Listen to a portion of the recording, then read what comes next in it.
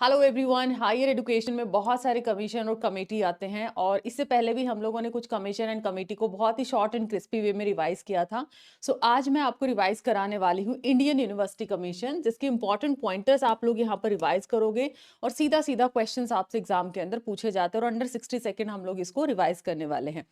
अगर मैं Indian university commission की बात करती हूँ, जिसको रेले कमीशन भी बोल दिया जाता है, टी रेले एग्जैक्टली में हम बोले तो ये आपका 1902 में आता है। और एक्ट ये कौन सा था? इंडियन यूनिवर्सिटी कमीशन 1904 एक्ट ये बेसिकली माना जाता है।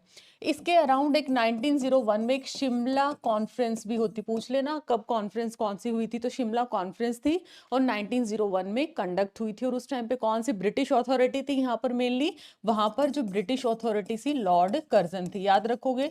कर्जा लेके इसने बोला जी इंडियन यूनिवर्सिटीज की स्थापना करो, टीचिंग यूनिवर्सिटीज होनी चाहिए, उसमें रिफॉर्म्स लेके आने, सुधार लेके आने, इसके बारे में बात की।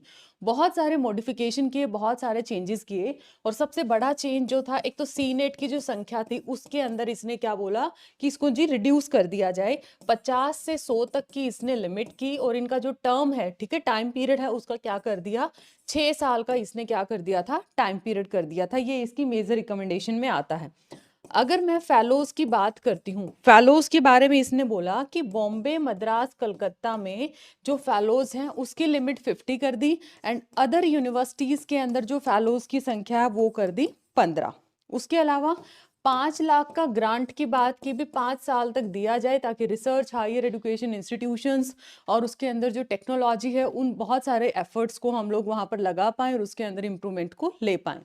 अगर मैं सिंडिकेट की संख्या की बात करती हूँ, दोनों में याद रखिएगा, ये सीनेट की संख्या है जिसको रिड्यूस किया था 50 से 100 के बीच में और ये यहाँ पर कर दी 9 से 15 के बीच, यहाँ पर इसने अपना बेटरमेंट यहाँ पे रखा।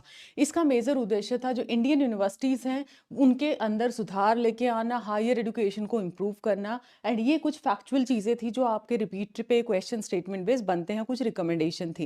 एंड नाउ एक आपके लिए एक सरप्राइज है छोटा सा आपके लिए। आज मैंने ये वीडियो रिकॉर्ड किया है 20 नवंबर को, आज के लिए इंपॉर्टेंट है, जिसमें अगर आप लोग ये सब्सक्रिप्शन लेते हैं फॉर यूजीसी नेट तो आपको अगर जून 26 का लिया तो 9 मंथ फ्री एपी आपको मिलने वाला है और दिसंबर 26 में 15 महीने का, मतलब नेट के साथ फ्री में आप तैयारी कर सकते हो बेसिकली एपी की भी। दूसरा, अगर आप अच्छे से पढ़ाई करते हो, सीरियस हो, अपना डिसीजन अच्छे से लेते हो तो ये फ्री भी हो सकता है, इवन नेट भी फ्री हो सकता है, क्योंकि 100% कैशबैक अगर जेआरएफ और 50% कैशबैक नेट क्वालिफाइड पे। और ये इसकी टर्म्स कंडीशंस इसके अंदर रहने वाली हैं। प्राइसेस आपके क्या हैं?